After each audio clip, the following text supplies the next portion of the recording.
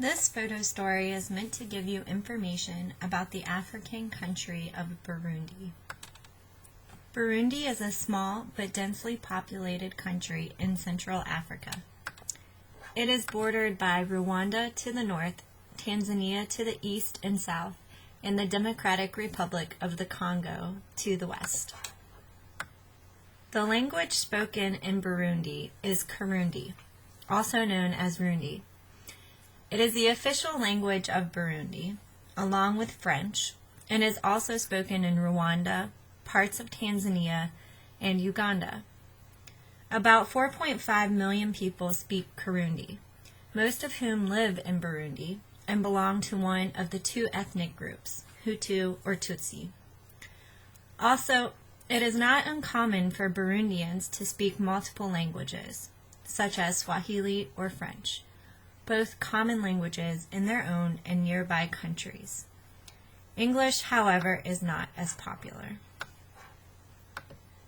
As mentioned before, there are two primary ethnic groups found in Burundi, the Hutu and Tutsi, while the Twa makes up 1% of the population. These two groups share many common cultural aspects and speak the same language, but remain separate in group identification. The Hutu, making up 85% of the population, typically work in agriculture, while the Tutsi, making up 14% of the population, are the more elite cattle herders. Although Tutsi are less populous, they are more dominant. There has been significant strife and warfare as a result of irreconcilable differences between the groups.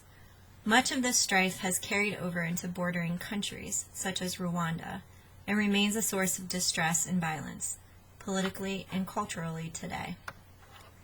Since the assassination of the first democratically elected president in 1993, violence between the Hutu and Tutsi erupted and has caused the death of over 200,000 Burundians over the following 12 years. Many others have fled and found refuge in surrounding countries. The economic situation, as well as violence, has not improved much to this day. Burundians still celebrate their culture and their religion. The majority of the population, about 75%, is Christian, mostly being Roman Catholic. Others follow traditional beliefs, while the rest are Muslim. Through my work at the local church, I have observed the faith of the Burundian population is strong, committed, and an important part of daily life. Sunday is set aside for church events and family time. Much conversation includes the happenings at church, where faith in Jesus is strong. There really is no evidence of belief in what was traditional in Burundi before the missions came in the late 1800s. Before the missions, and to those who still practice traditional views, there is a strong emphasis on fate as opposed to free will. Everything is in the hands of Imana, the source of all life and goodness.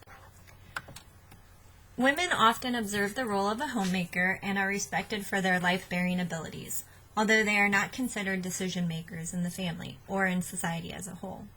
They raise the family. Most families have at least 4 children, cook, clean, and maintain the home. Also, breastfeeding in public is not shunned by people in the community. It is quite natural for a woman to fully expose her breast to nurse her child. Here is a picture of how women often carry their babies, by wrapping a sarong around their babies with the baby's arms and legs around the mama's back, and they tie the sarong to the front of themselves. The males often work and are the dominant figures in the household. In my experience with the Burundian population, this proves to be true, although some women work as well and have learned how to drive a car. Both men and women value education and have the option to pursue it.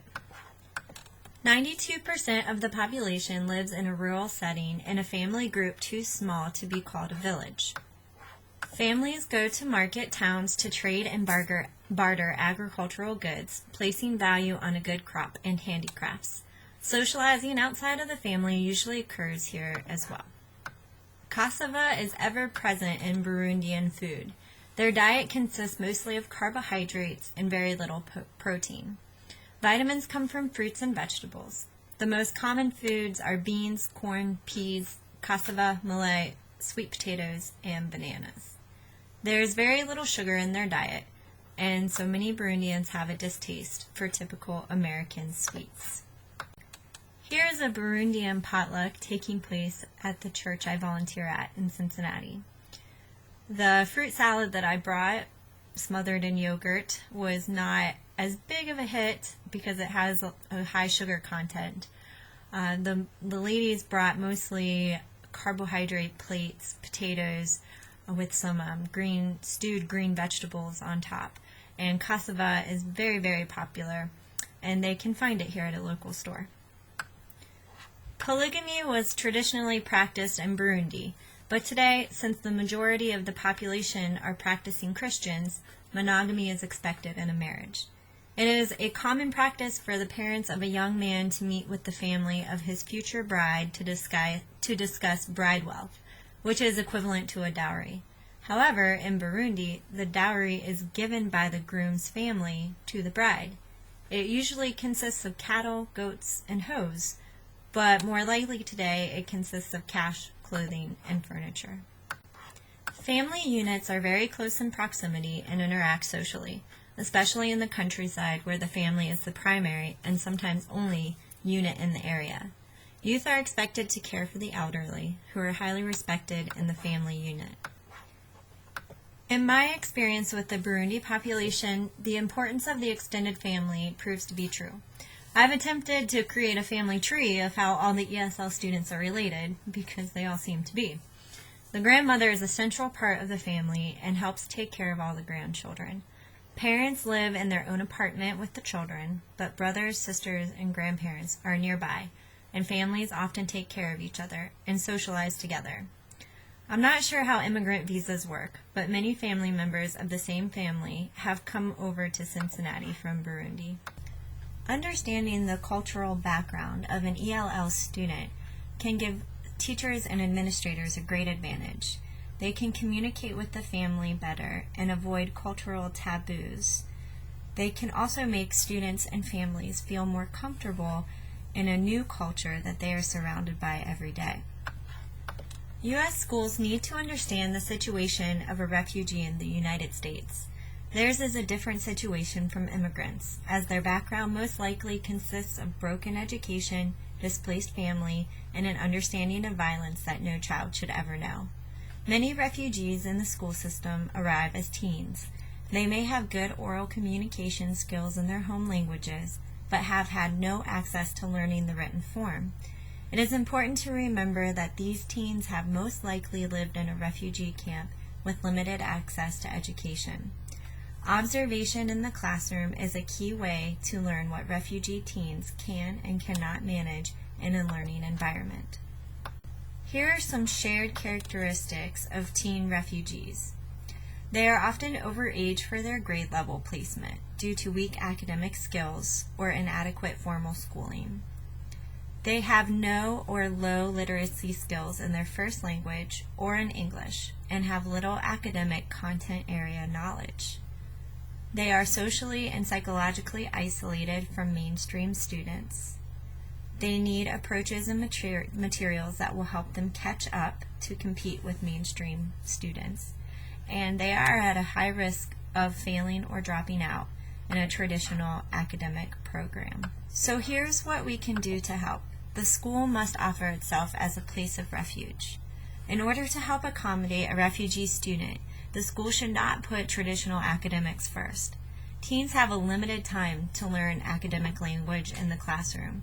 The initial emphasis instead should be on supporting the student in learning English and feeling a part of the community. To do this, use as much functional language in the classroom as possible. Utilize primary hands-on approaches to demonstrate learners' skill development and understandings, and have the refugee work with a partner in a small group as much as possible to become a part of the community. These goals will allow a refugee to feel more comfortable and will create a successful environment instead of a feeling of defeat. I hope this presentation helped you understand more about the Burundian culture how to relate to a refugee in the school system and what to do as a teacher in the classroom with refugee students. Thank you.